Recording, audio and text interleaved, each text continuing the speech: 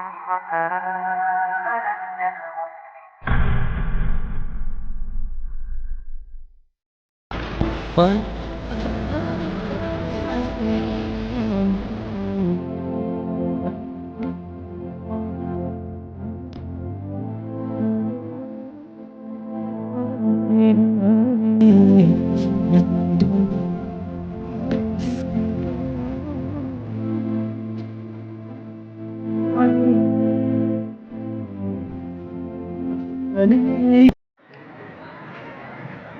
Bismillahirrahmanirrahim. Assalamualaikum warahmatullahi wabarakatuh.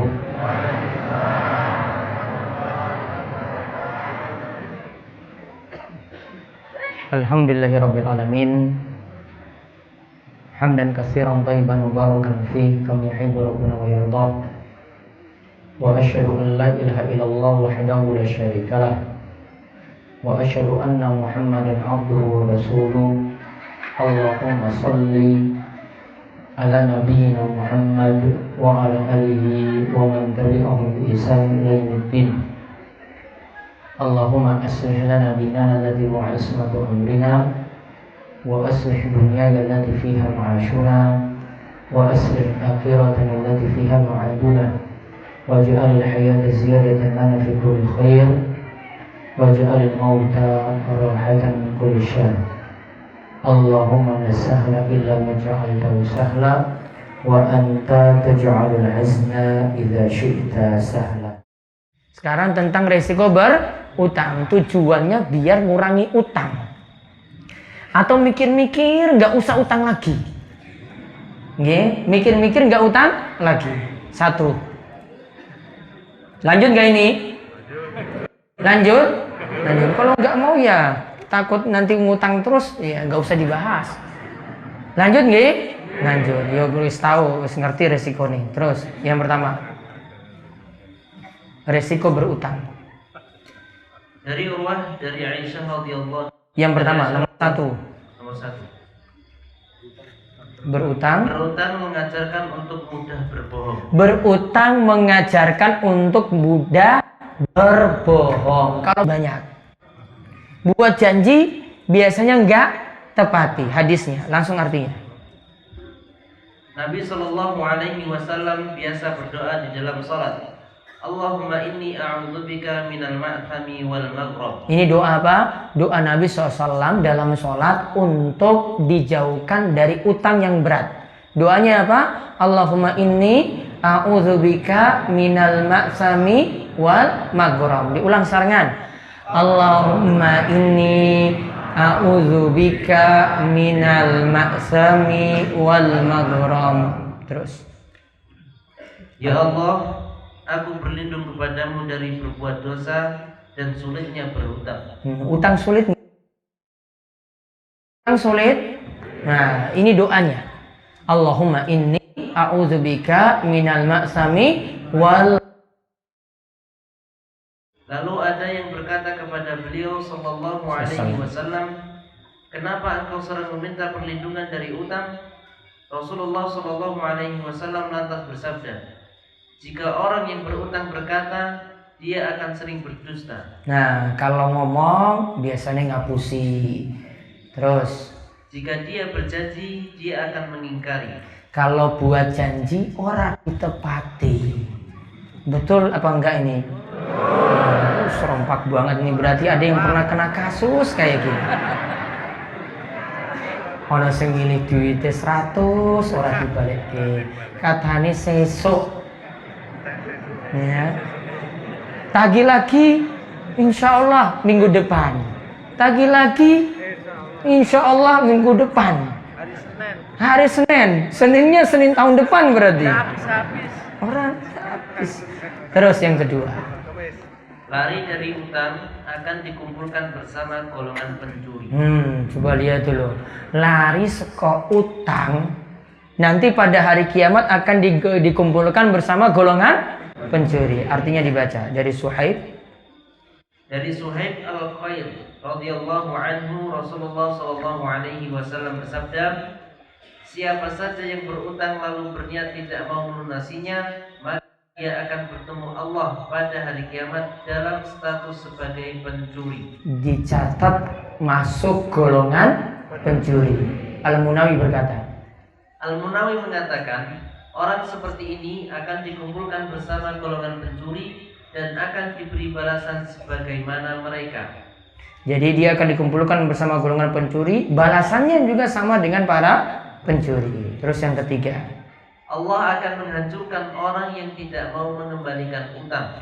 Allah akan menghancurkan orang yang tidak mau mengembalikan utang. Maksudnya apa? Lihat dalam hadis.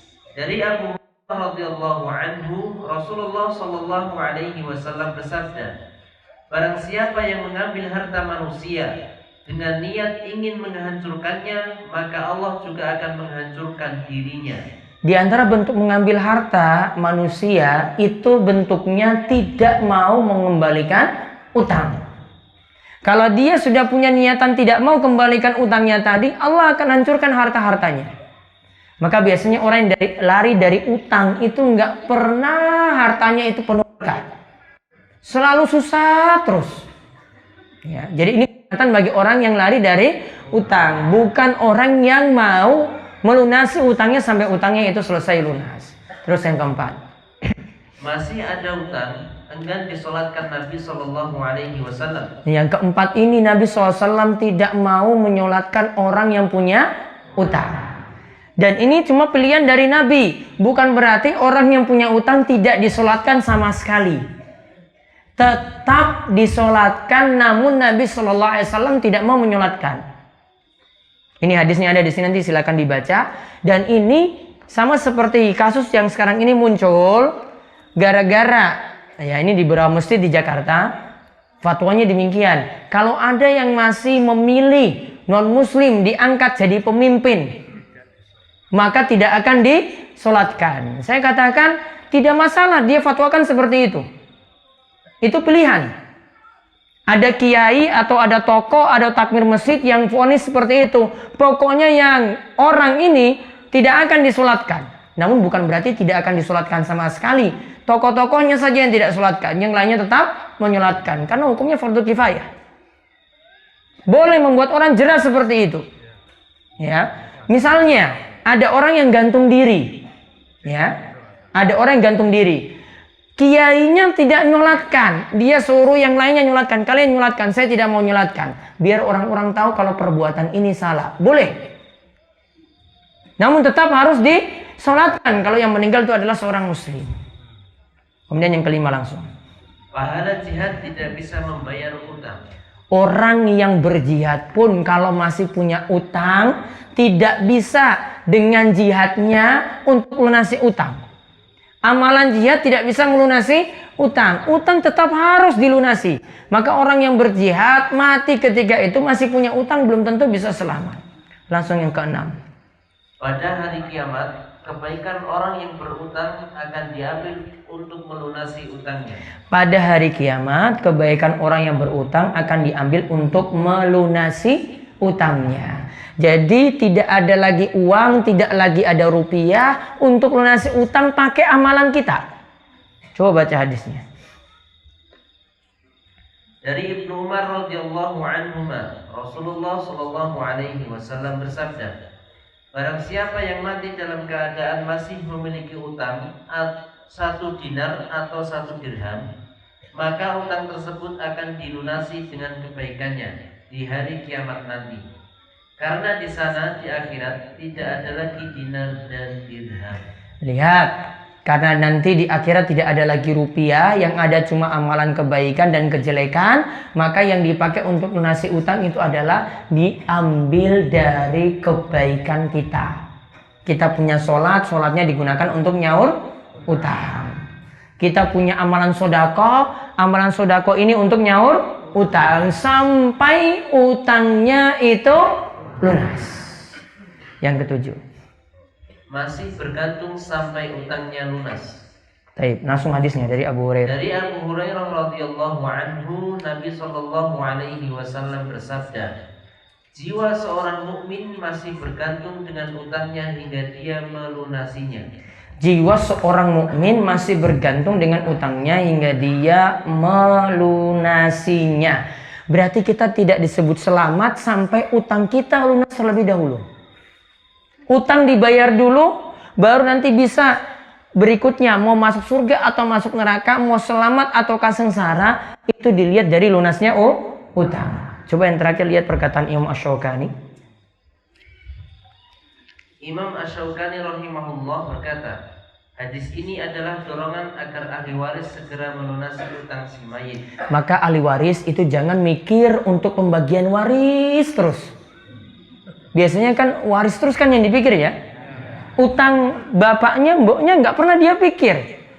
Yang jelas pokoknya ini harus diselesaikan, utangnya nggak dipikir dulu. Waris harus segera untuk dibagi.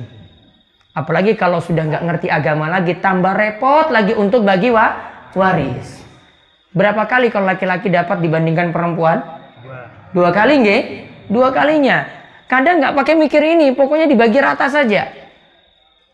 Akhirnya yang tidak mau mengikuti ini, tidak mau mengikuti aturan, nanti cekcok, punya permasalahan. Masalahnya banyak sekali tentang masalah waris. Dan ujung-ujungnya itu tidak ada ilmu, dan ujung-ujungnya cuma rakus pada harta, rakus pada dunia. Sehingga masalah ini tidak akan pernah selesai kalau orang itu tidak mau ngaji dulu, dan tidak mau qanaah atau tidak mau merasa cukup dengan harta yang Allah berikan. Terus hadis ini sebagai berita bagi mereka bahwa status orang yang berutang masih menggantung disebabkan oleh utangnya sampai utang tersebut lunas. Ancaman dalam hadis ini ditujukan bagi orang yang memiliki harta untuk melunasi utangnya lantas ia tidak melunasi. Sedangkan orang yang tidak memiliki harta dan sudah bertekad ingin melunasi utangnya, maka ia akan mendapat pertolongan Allah untuk memutihkan utangnya tadi, sebagaimana hal ini diterangkan dalam beberapa hadis. Jadi hadis-hadis tadi itu ditujukan untuk orang yang mampu lunasi utang lantas lari dari utang. Namun kalau orangnya itu susah, mudah-mudahan Allah maafkan. Karena dia meminjam tadi dalam keadaan butuh dan sudah berusaha utang tersebut akan dia lunasi. Yang penting sadar kalau punya utang. Jadi kesimpulannya ada 7 resiko berutang. Berutang mengajarkan untuk mudah berbohong. Lari dari utang akan dikumpulkan bersama golongan pencuri. Yang ketiga, Allah akan menghancurkan orang yang tidak mau mengembalikan utang.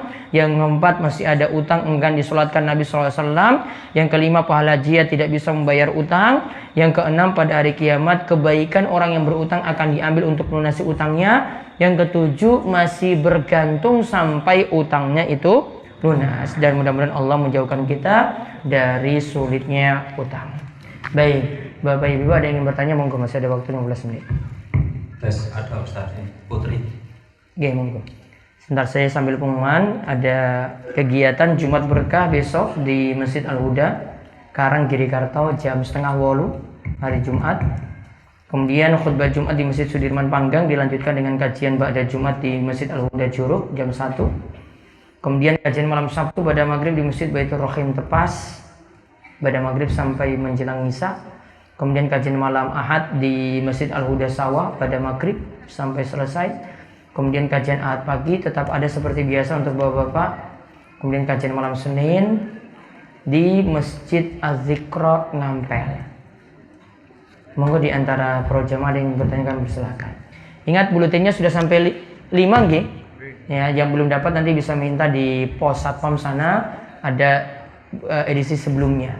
Kemudian untuk pembagian buku nanti poro takmir yang ambil, nanti ketemu Mas Andar nanti di dekat pos satpam sana. Namun kami mohon maaf karena cetakannya ternyata tidak mencukupi kuota, maka sementara kita kasih untuk tiap masjid nanti ada jumlah tertentu karena ada yang minta terlalu banyak. Ya, ada yang minta terlalu banyak. Mungkin nanti poro takmir tinggal bagi ke yang prioritas dulu, atau kalau tidak ditaruh di masjid. Ya, namun kalau memang mau bagi untuk jamaah yang biasa baca dulu lah. Jadi nanti mudah-mudahan ada cetakan berikutnya, mudah-mudahan bisa dibagi lagi untuk seluruh jamaah. Karena kita sudah sediakan 2000 buku, namun ternyata tidak mencukupi karena sudah dibagi ke tempat yang lainnya juga. Monggo ada yang bertanya. Ya, ada Assalamualaikum warahmatullahi wabarakatuh. Waalaikumsalam warahmatullahi wabarakatuh. Ini mau tanya utang piutang Ustaz. Iya. Misalnya utang yang dari orang tua dulu, tapi orang tua yang sudah meninggal. Nah, sebelum meninggal, saya pernah tanya sama orang tua, ibu punya utang dulu. Oh iya, saya punya utang dulu di pasar. Oh iya, jadi saya sebagai anak sudah segera mau menyaur utang di pasar. Tapi kebetulan ke pasar yang namanya sudah tertentu dikasih tahu sama orang tua, yang namanya ini. Tapi di pasar itu sudah saya tanya-tanya, oh yang namanya itu sudah meninggal. Iya. Tapi saya tanya, ada anak-anaknya yang berjualan di pasar ini, Bu? Oh enggak, sekarang anak-anaknya sudah enggak ada yang di sini. Nah, yang saya tanyakan itu bagaimana agar nanti utang dari orang tua itu bisa lunas, Ustaz? Itu Iya. saja yang saya Iya. tanyakan. Baik. Yang lainnya Ibu-ibu? Assalamualaikum warahmatullahi wabarakatuh. Waalaikumsalam warahmatullahi wabarakatuh. Yang saya tanyakan ini masalah utang juga. Kalau misalnya seseorang itu utang, kemudian dia tidak menuliskan, juga tidak menceritakan kepada keluarganya mungkin. Nah, terus misalnya orang ini meninggal, apakah juga statusnya itu seperti pencuri, seperti orang yang utang pada umumnya? Ya. Ini yang pertama. Yang kedua, ini masalah gantung wudu. Coro Jawane itu gantung wudu tadi. Ini misalnya saya habis maghrib gitu, terus tidak wudu, berusaha untuk tidak wudu sampai isya. Tapi kan ada kalanya kita nahan itu sampai ini tadi kayaknya mau keluar tapi masuk lagi seperti itu. Nah, ini seperti ini lebih baiknya tetap gantung wudu atau batalkan saja. Lebih baik yang mana? Saya kira itu saja pertanyaan saya. Assalamualaikum warahmatullahi wabarakatuh.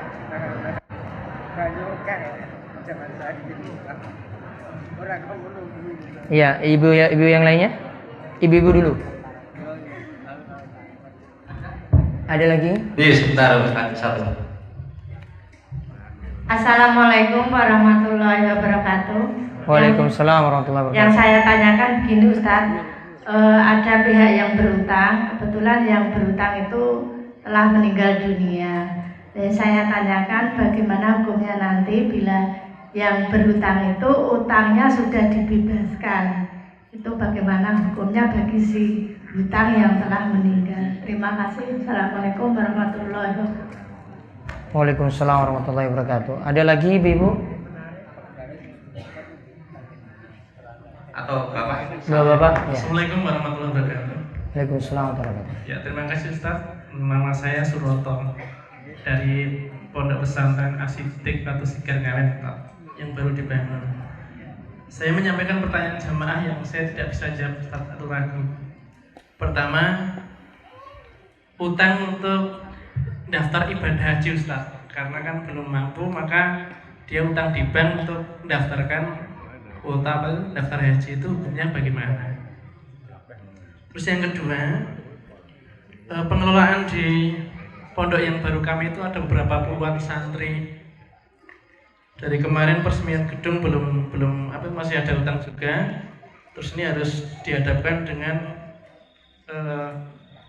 istilahnya ya, mengelola santri dan pondok itu kan memerlukan biaya harian dan sebagainya. Terpaksa kami harus utang lagi. Yang kami tanyakan adalah bagaimana kiat-kiat agar kami itu tidak terjerat utang itu Pak. Sebenarnya pengen seperti itu, namun kok memang harus dihadapkan dengan hal seperti itu gitu. Terima kasih Ustaz. Assalamualaikum warahmatullahi wabarakatuh. Waalaikumsalam warahmatullahi wabarakatuh. Bapak lagi yang lain? Iya. Assalamualaikum warahmatullahi wabarakatuh. Waalaikumsalam warahmatullahi wabarakatuh. Saya ingin bertanya,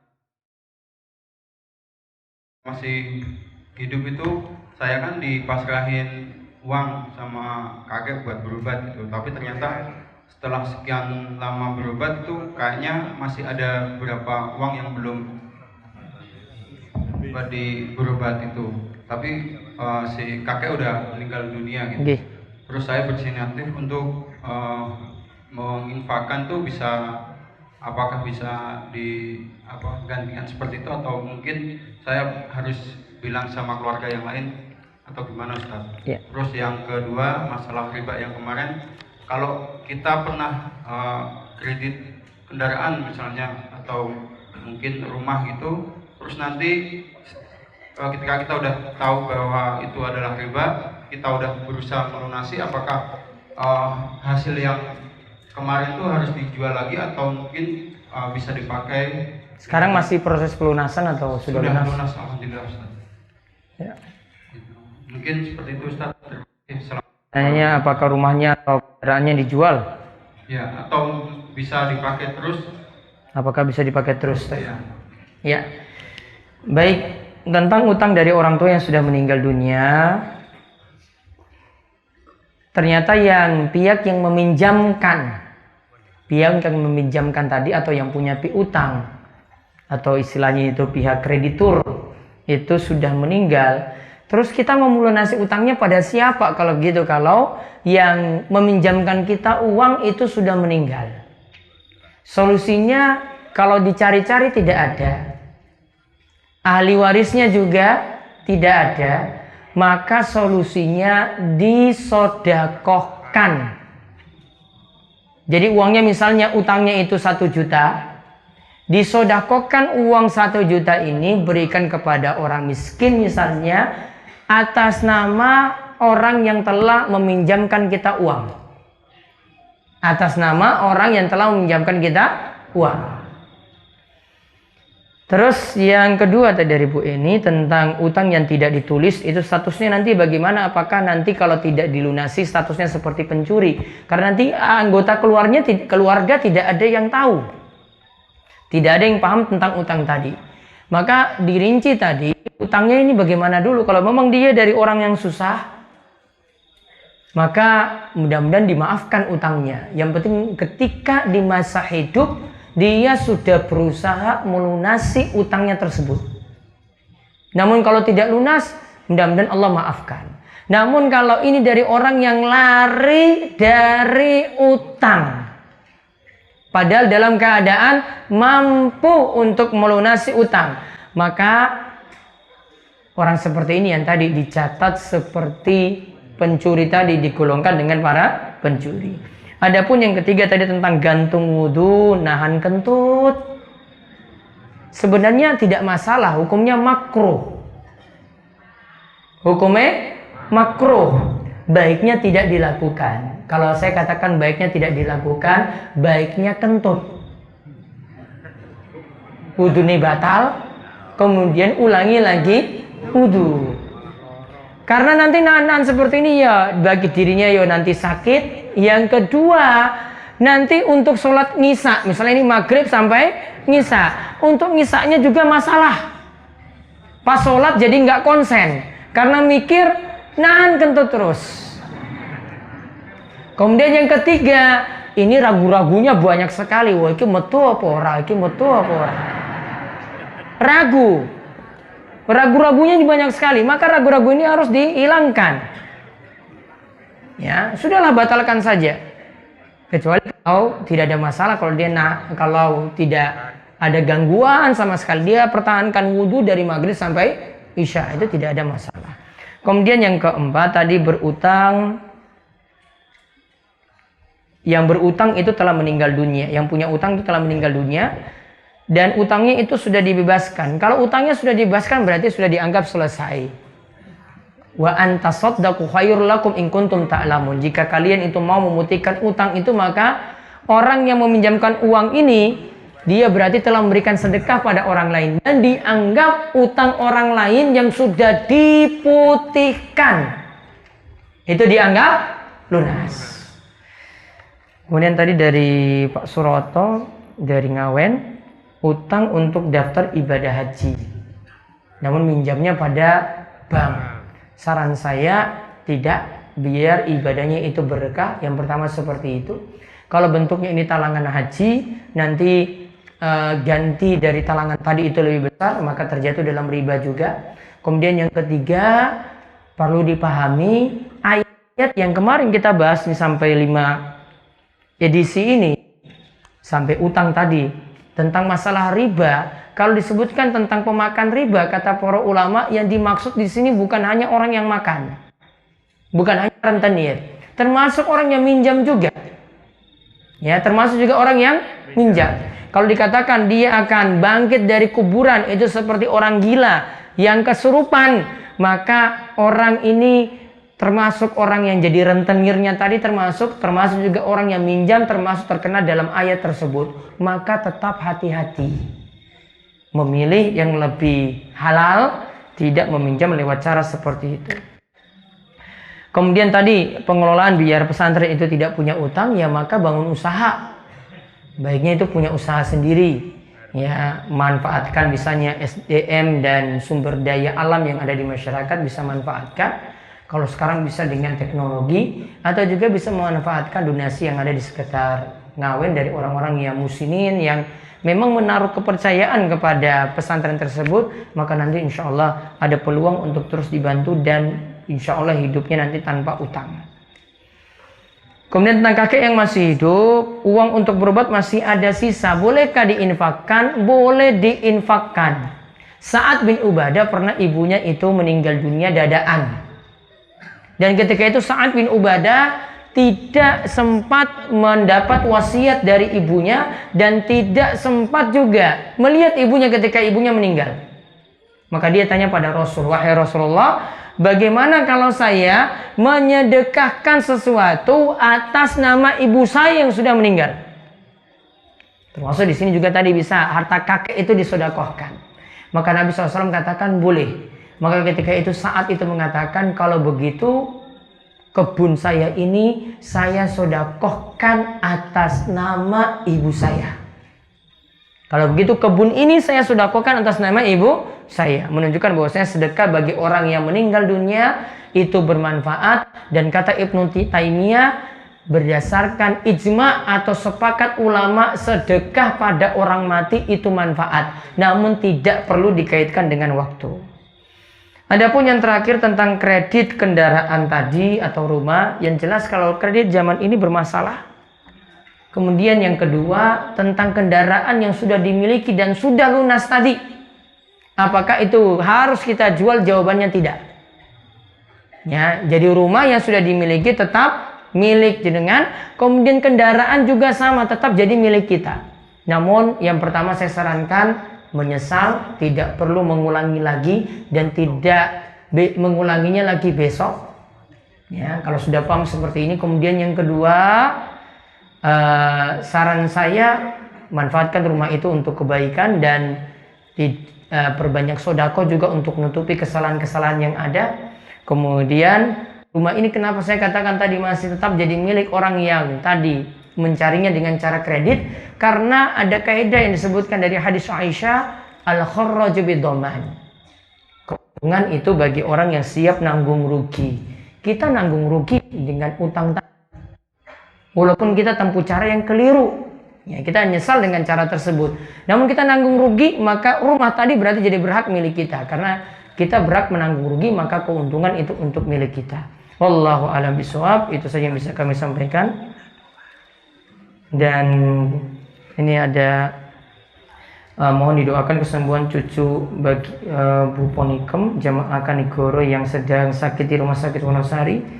Nama yang sakit itu Rangga. Allahumma rabban nasi isbal ba'sa mushfi anta syafila syifaan ila syifa'uka syifaan la yughadiru saqama. Ya Allah, sembuhkanlah si Rangga dengan kesembuhan yang tidak membekas. Engkau lah yang Maha Penyembuh. Mudah-mudahan diberi kesembuhan yang tidak meninggalkan bekas sama sekali. Ya, ini kemauan kita cukupkan, kita tutup kalian doa kepada majelis. Monggo. Subhanallah wa bihamdihi, asyhadu an la ilaha illa anta, astaghfiruka wa atubu ilaik. Assalamualaikum warahmatullahi wabarakatuh.